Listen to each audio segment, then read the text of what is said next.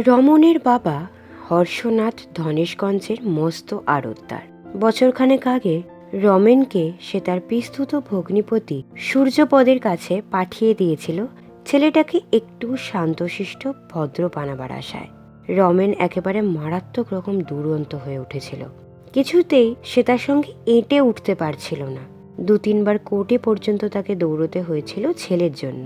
শেষে রমেন যখন একদিন ম্যাজিস্ট্রেট মিস্টার বসুর ছেলেকে মেরে রক্তারক্তি করে দিল, তখন সে পরিষ্কার বুঝতে পারল যে এ ছেলেকে সামলে চলা তার সামর্থ্য নয়। এ ছেলে তার সর্বনাশ করবে। যুদ্ধের বাজারে কতভাবে কত কামাচ্ছে, ম্যাজিস্ট্রেট সাহেবকে চটালে রক্ষা আছে। দামি দামি ভেট নিয়ে সে শটান গিয়ে হাজির হলো একেবারে ম্যাজিস্ট্রেট সাহেবের বাড়িতে। মার খাওয়া ছেলেটির জন্যই উপহার রইল 200 টাকার। লুটিয়ে পড়ল মিসেস বসুর পায়ের তলে, প্রার্থনা করল রমেনের নিস্তার। ছেলের সম্বন্ধে কি ব্যবস্থা করবে আগেই ভেবে ঠিক করে ফেলেছিল। তাই বিনা দ্বিধায় জানিয়ে দিল যে ভয় পেয়ে রমেন কোথায় পালিয়ে গেছে, ফিরে এলে খুঁটিতে বেঁধে তাকে চাবকে লাল করে দেবে।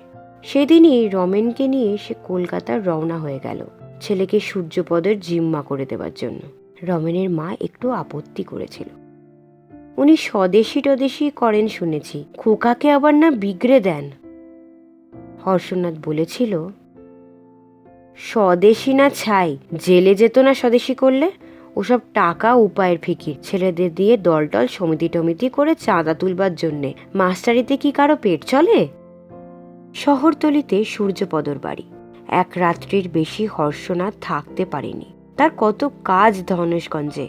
সূর্যপদকে সব জানিয়ে অনুরোধ করেছিল, ছেলেটাকে তোমার মানুষ করে দিতে হবে ভাই, শুধরে দিতে হবে। সূর্যপদ হেসে বলেছিল, দেব, ছেলেকে তোমার মানুষ করে দেব। একটা শর্ত করেছিল সূর্যপদ যে 1 বছরের মধ্যে রমেনকে ধনেশগঞ্জে নেওয়া চলবে না, আর সোজাসুজি রমেনকে টাকা পাঠানো চলবে না। হর্ষনাথ রাজি হয়ে ফিরে গিয়েছিল। রমেনের খরচের জন্য 50 টাকা দিতে চাইলে সূর্যপদ মোটে 25 টাকা নিয়েছিল। বলেছিল, আমি গরিব মাস্টার, তোমার ছেলের খরচ চালাবার ক্ষমতা আমার নেই, কিন্তু 25 টাকার বেশি খরচ ওর লাগবে না। পরের মাসে হর্ষনাথ 50 টাকা পাঠিয়েছিল। কয়েকদিন পরে 25 টাকা ফেরত আসায় খুশি হয়ে রমেনের মাকে বলেছিল, না, লোকটা সত্যিই ভালো, ছেলেটাকে শুধরে দিতে পারবে বলে মনে হয়। 1 বছর পরে পুজোর ছুটিতে রমেন বাড়ি এলো। তার পরিবর্তন দেখে প্রথম কদিন হর্ষনাথ পরম খুশি। যেমন চেহারায়, কথায়, ব্যবহারেও তেমনি সে শান্তশিষ্ট ভদ্র হয়ে এসেছে। উস্কো খুস্কো ঝাঁকড়া চুল, ছোট ছোট করে ছাঁটা, কিন্তু তাও আঁচড়ানো। জামা কাপড় সস্তা দামের, কিন্তু দিব্যি পরিষ্কার পরিচ্ছন্ন। মুখখানা হাসি খুশি, কথা মিষ্টি, চালচলন নম্র। গুন্ডার মতো চেহারা নিয়ে সারাদিন সে টোটো করে ঘুরে বেড়াতো। খেলা আর মারামারি নিয়ে মেতে থাকতো। এমনি সে চঞ্চল ছিল 1 বছর আগে। অকাজের পর অকাজ না করলে তার স্বস্তি ছিল না। একটা কথা কোনোদিন সে কারো শুনত না। সে চাপল্য, শয়তানি আর অবাধ্যতা কোথায় উড়ে গেছে। সারাদিন বাইরে ঘুরে বেড়ায়, এই যা একটু দোষ। কিন্তু কোনো অপকর্মের খবর না পেয়ে এবং বাড়ি ফিরলে ছেলের দেহে বা কাপড় জামায় দুরন্তপনার চিহ্ন না দেখে হর্ষনাথ নিশ্চিন্ত হয়। ভাবে, এতদিন পরে দেশে এসেছে, পুরানো বন্ধুদের সঙ্গে হয়তো আড়া দিচ্ছে স্বাদ মিটিয়ে, ওতে আর কি আসে যায়। 3 শতেক পরেই কিন্তু তার মনে খটকা লাগে। আড়ত থেকে ভাত খেতে বাড়ি ফিরে দেখে কি, শতিনেক দুর্ভিক্ষের কাঙালি মেয়ে পুরুষ ছেলে বুড়ো বাড়ির পাশে ফাঁকা বটগাছ তলায় পাত পেতে ভাত খাচ্ছে। পরিবেশন করছে রমেন আর তারই বয়সী 25-30টি ছেলে। দেখে মুখ হাঁ হয়ে যায় হর্ষনাথের। বাড়ির ভিতরে গিয়ে ধপাস করে বসে পড়ে ছেলেকে সে ডেকে পাঠায়। এসব কি হচ্ছে? রমেন তখন উৎসাহে ফুটছে। ওদের খাওয়াচ্ছি বাবা, কত হিসেব করে খাওয়াতে হচ্ছে জানো? কতদিন ধরে খায় না, বেশি খেলেই মরবে। তা কি বোঝে বেটারা? সবাই চেঁচাচ্ছে, আরো দাও আরো দাও, সামলানো দায়। চাল ডাল সব পেলি কোথা? মা দিয়েছে। রমেনের মা ভয়ে ভয়ে বললেন, আহা, আবদার ধরেছে, খাওয়াক না, সবাই আশীর্বাদ করছে, ভালো হবে। ভালো হওয়াচ্ছি।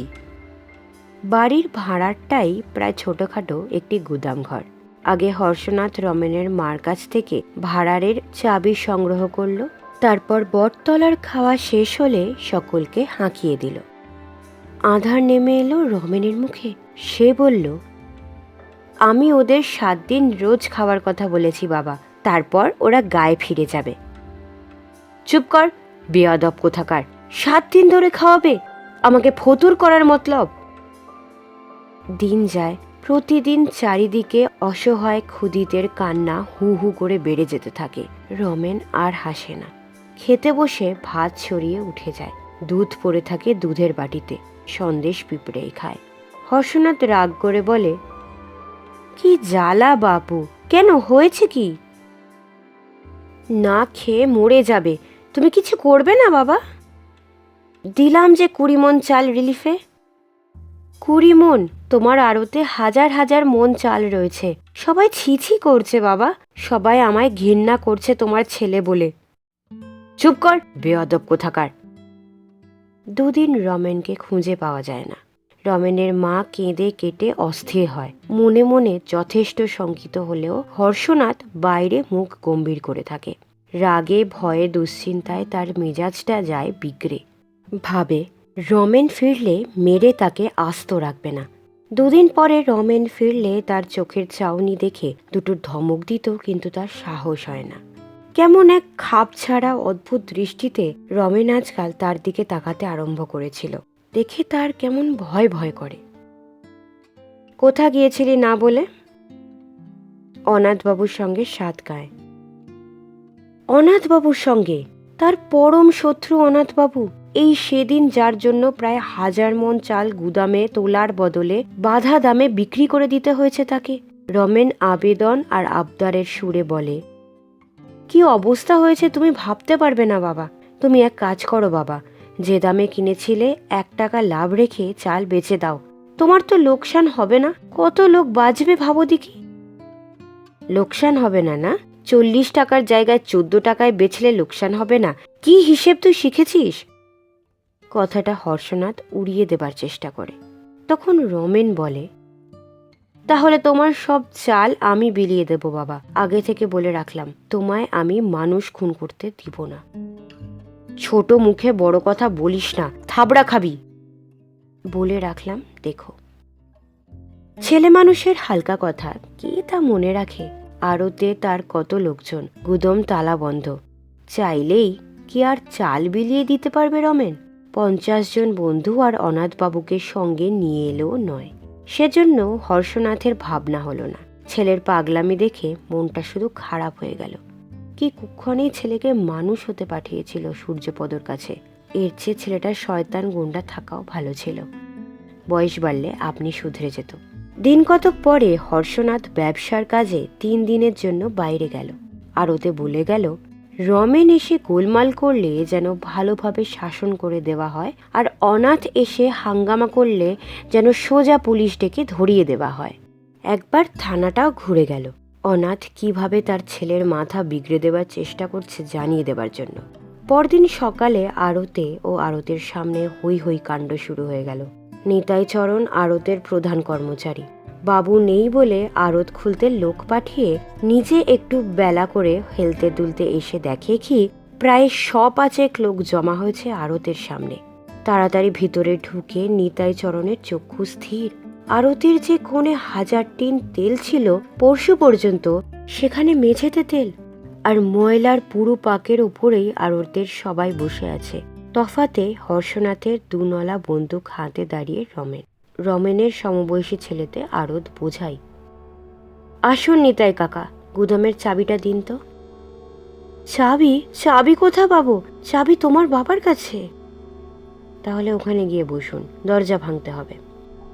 রমেনের এক বন্ধু তার হাত ধরে নিয়ে গিয়ে তেল গাদায় ধপ করে বসিয়ে দিল।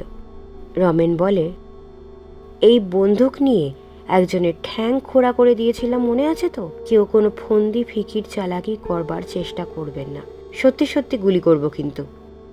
সেইখানে দাঁড়িয়ে থেকে রমেন ওদের পাহারা দেয় সকাল থেকে সন্ধ্যা পর্যন্ত। 150 ছেলে গুদাম থেকে চাল বার করে বিতরণ করে। কাছে ও দূরের অনেকগুলি গা থেকে হাজার হাজার লোক আসে চালের জন্য। রমেন গায়ে গায়ে ঢেড়া পিটিয়ে দিয়েছিল। পুলিশ 2-4 জন আসে, কিন্তু ঢুকবার চেষ্টা করে না, বরং ভিড় আর হাঙ্গামা নিয়ন্ত্রণে কিছু কিছু সাহায্য করে। ভোরে রমেন নিজে গিয়ে থানায় খবর দিয়ে এসেছিল তার বাবা আজ চাল বিতরণ করবেন। এই মর্মে বড় বড় কয়েকটা ইস্তাহারও আড়তের বাইরে টাঙিয়ে রেখেছিল।